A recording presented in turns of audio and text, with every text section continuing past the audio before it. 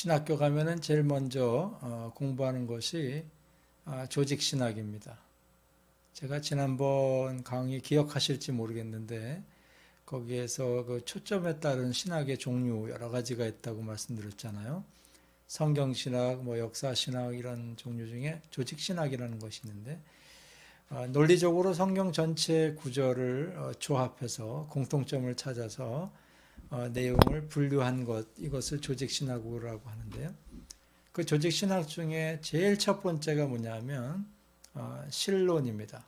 이 신론이라는 것은 말 그대로 한자어 그대로 하나님에 관한 이론입니다. 그 신론 중에서 제일 처음에 들어가는 것이 뭐냐면 하나님의 존재 증명입니다. 하나님은 계시는가를 어떻게 증명하느냐, 또는 하나님을 어떻게 알 수 있느냐, 이 내용을 제일 먼저 그 신론에서 공부를 하거든요. 그 하나님을 아는 것, 하나님을 안다는 것, 이것을 우리는 하나님을 아는 지식을 성경에선 이렇게 두 가지를 다 말을 하고 있다고 배우게 됩니다.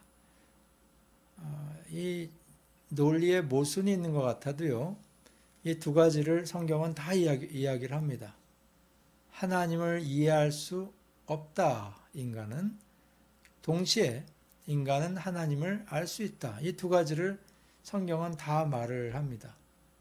욥기 11장 7절에 보면 네가 하나님의 오묘함을 어찌 능히 측량하며 전능장을 어찌 능히 알겠느냐, 이렇게 말을 하면서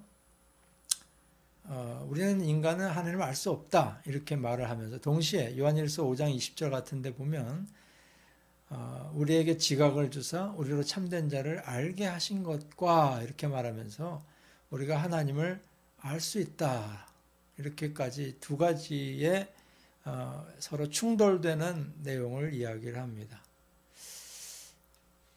하나님을 인식할 수 있는 분이다, 성경은 이렇게 말을 하죠. 이 하나님을 어떻게 알 수 있을까를 배우는 것이 신학의 제일 첫 번째 단계인데요. 하나님을 아는 지식, 하나님을 아는 지식은 어디로부터 오느냐? 우리는 이것을 먼저 알 필요가 있어요. 하나님을 아는 지식은 인간 스스로에게서 나올 수가 없습니다. 이 죄 문제가 우리에게 있기 때문에 죄로 인해서 부패한 우리의 지성과 우리의 이성은 스스로 하나님에 관한 지식을 만들어낼 수가 없어요. 또는 참 진리를 인간이 만들어낼 수가 없습니다. 참 진리는 오로지 하나님에게서만 옵니다. 참된 종교에 관한 지식도 하나님에게서만 와야 합니다. 이 하나님을 아는 지식은 이런 특징이 있다는 것이고요. 두 번째는 하나님을 아는 지식은 인격적이어야 된다는 거예요. 우리가 아버지 어머니를 안다라고 했을 때 아버지의 키를 알고 어머니의 몸무게를 알고 그런 것을 지식적으로 아는 것이 아니죠. 아버지 어머니를 진짜 안다고 한다면 오랜 시간 부모님과 관계를 맺고 인격적인 관계를 맺는 가운데서 진짜 그분들을 아는 그 지식이 생기는 것이죠. 하나님에 관한 지식도 마찬가지입니다. 하나님은 우리에게 당신 자신을 인격적으로 알도록 우리에게 계시하셨고, 또 구체적인 사실들을 우리에게 성경을 통해서나 여러 가지 방법으로 알려주심으로써 당신을 알 수 있게 하셨다는 것을 우리는 알아야 합니다. 또 하나님은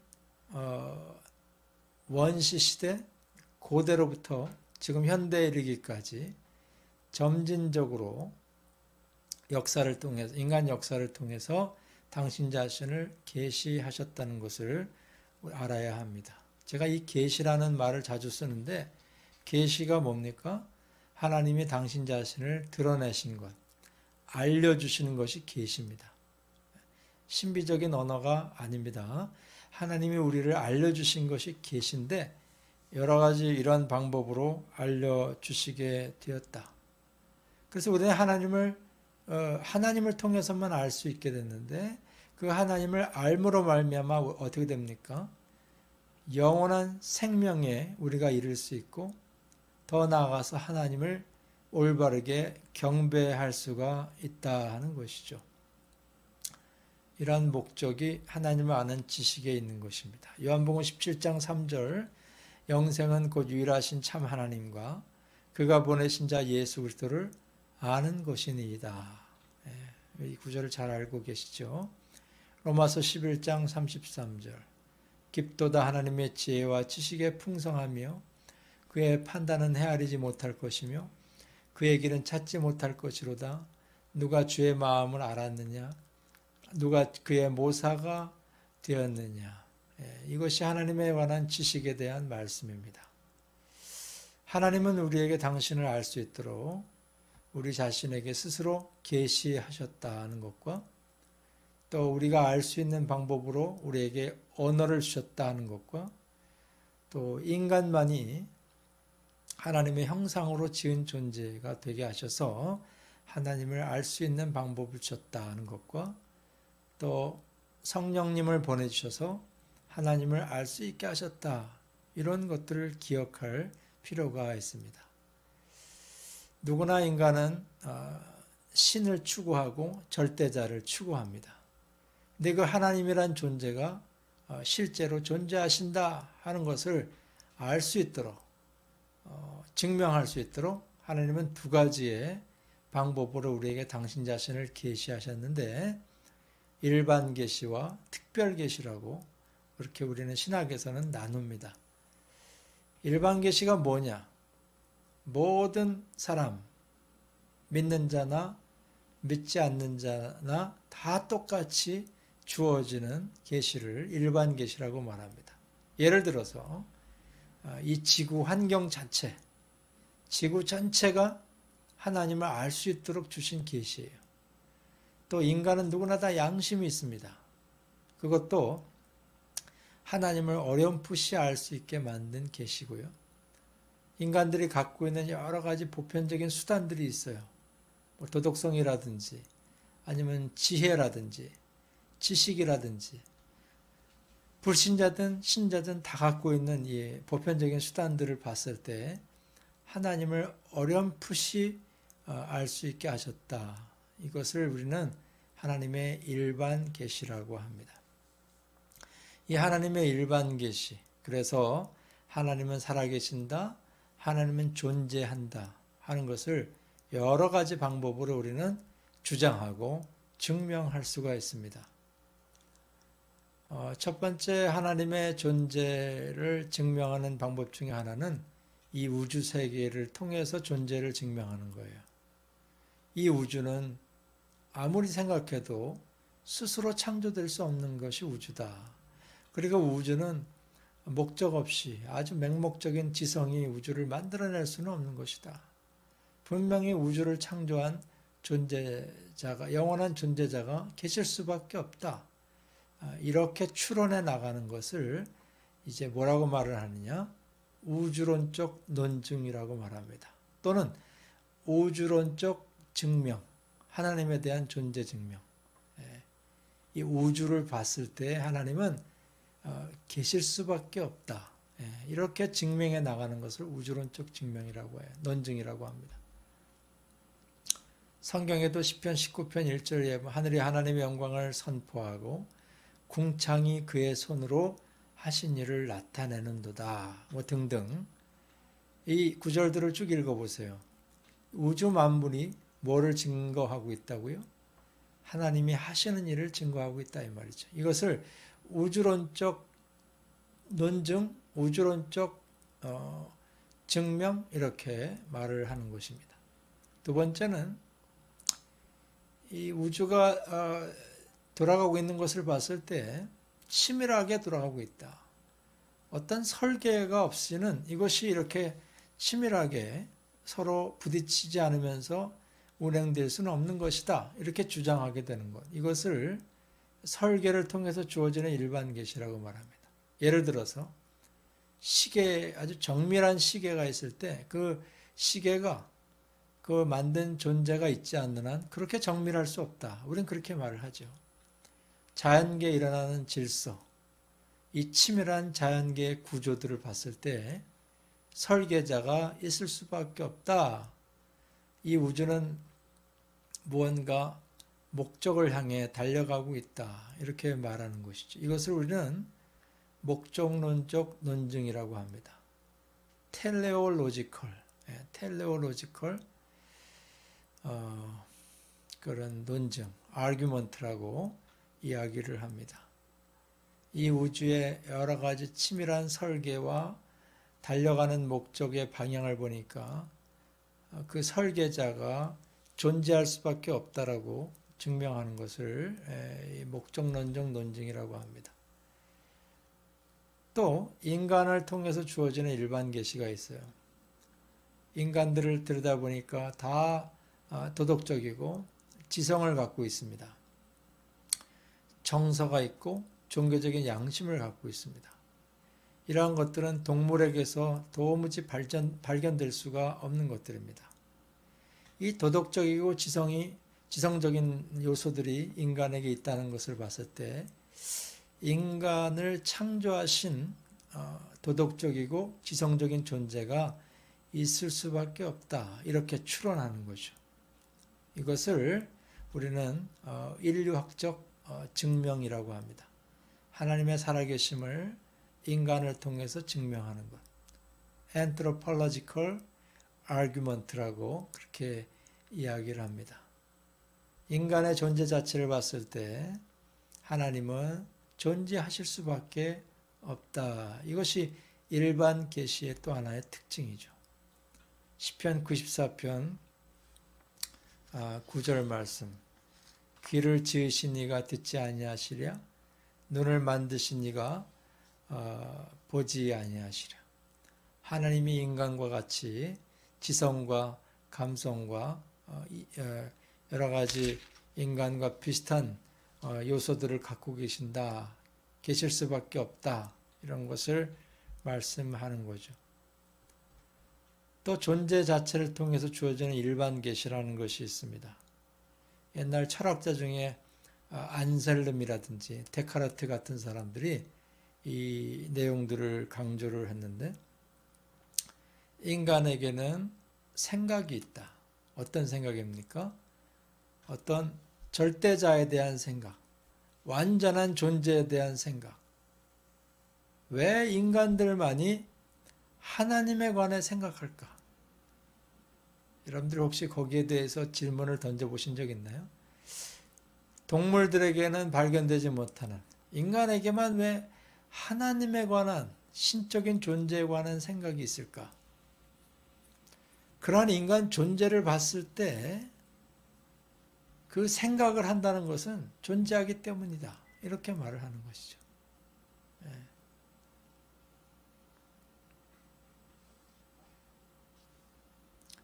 이것을 존재론적 논증이라고 합니다. ontological argument. 이러한 논증 때문에 하나님은 살아계실 수밖에 없다. 마찬가지입니다. 하나님에 관한 생각, 이 생각이 우리에게 인간에게 있다는 것은 하나님이 계시다 하는 증명 중에 하나가 될 수가 있다는 것입니다. 이 모든 내용들은 하나님이 우리에게 어렴풋이나마 하나님을 알 수 있도록 인간에게 허락하신 일반 계시입니다. 좀 쉽게 표현하면 힌트들입니다. 하나님의 존재를 인간이 알아차릴 수 있도록 하나님의 여러 힌트들을 이 세계에 뿌려 놓으신 거죠. 그것을 캐치하면 좋지만 대부분의 인간들은 이 우주를 보면서 하나님을 올바르게 발견하는 사람은 그렇게 많지는 않습니다. 똑똑하고 통찰력이 있는 사람 중에 가끔은 성경을 읽지 않고도 우주만 보고도 하나님의 존재를 주장하는 사람도 있어요. 그러나 대다수는 이 창조 세계를 통해서 또 인간의 어떤 이성과 도덕성을 보면서 하나님을 존재 자체를 주장하는 것을 보지는 못합니다. 그래서 하나님이 우리에게 주신 구체적인 지식이 무엇이냐? 로마서 1장 19절 이하에 하나님을 알 만한 것이 인간에게 있는데 만물을 통해서 하나님의 능력과 신성을 보여서 알려주셨기 때문에 우리는 핑계할 수 없다. 그러나 더 구체적으로 우리에게 주셨다. 그게 뭐냐? 바로 특별 계신 거예요. 특별 계신. 하나님의 메시지를 전달하기 위해 사용했던 여러 가지 구체적인 수단, Special Revelation, 특별한 하나님의 계시, 특별한 하나님의 자기 계시가 있는데 그것을 예를 들어 성경책과 예수 그리스도라고 말씀드릴 수가 있어요. 성경책을 통해서 우리는 하나님을 구체적으로 알 수 있게 되었고요. 이 땅에 보내주신 예수님 자체가 하나님의 특별 계시 자체가 되십니다.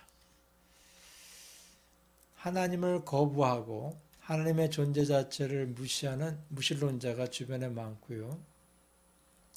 그들은 그들 나름대로 논리가 있습니다. 그러나 그 모든 논리들이 인간에게서 온 것이고 하나님에게서 온 것이 아니기 때문에 다 사람들은 무지할 수밖에 없어요. 일반 계시와 특별 계시를 통해서 하나님은 당신 자신을 알게 하셨습니다. 그래서 우리와 관계를 맺으시려고 노력을 하신 것입니다. 그 모든 것은 인간이 아닌 하나님에게서 온 것이고 또 하나님에 관한 계시입니다. 여러분들은 하나님은 살아계신다. 하나님은 존재하신다. 이것을 우리는 성경을 통해서 우리는 이미 접했지만은 믿지 않는 사람들은 아직도 하나님의 살아계심에 대해서 알지 못하고 믿지 못하는 상황이 있습니다. 일반 계시를 주셨음에도 불구하고 너희가 핑계하지 못할지니라고 말씀하셨음에도 불구하고 여전히 오늘날 인간들은 하나님을 거부합니다. 이 영상을 보시는 여러분들은 지금까지 많은 철학자들과 신학자들이 하나님의 존재를 증명하기 위해서 노력을 했고 또 하나님께서는 우리에게 성경을 주시고 예수님을 직접 보내주심으로 하나님의 존재를 특별하게 계시하셨는데 그 하나님의 알려주심을 다른 사람들도 받아들일 수 있도록 이 사실을 널리 알리시기를 바랍니다. 하나님에 관한 그 신학의 제일 첫 번째 단계, 하나님의 자기 계시 부분을 오늘 나눴는데 이 내용 중에서 여러분들이 혹시 지식적으로 암기할 내용이 있으면 한번 메모해서 암기해 보시고요. 예를 들어서 하나님의 존재 증명은 이런 것이 있더라. 우주론적 증명이 있고 존재론적 증명이 있고 또 anthropological 증명이 있고 이런 여러 가지 하나님의 존재 증명의 방법들도 한번 여러분들 머릿속에 담아두시고 하나님은 존재하실 수밖에 없다 하는 내용들을 잘 가지고 계셔서 다른 이웃들에게도 전도할 때 또 사용하시는 여러분들, 지혜로운 여러분들 되시길 바랍니다. 신론 두 번째 시간 또 다음 시간에 계속하도록 하겠습니다. 다음에 뵙겠습니다. 감사합니다.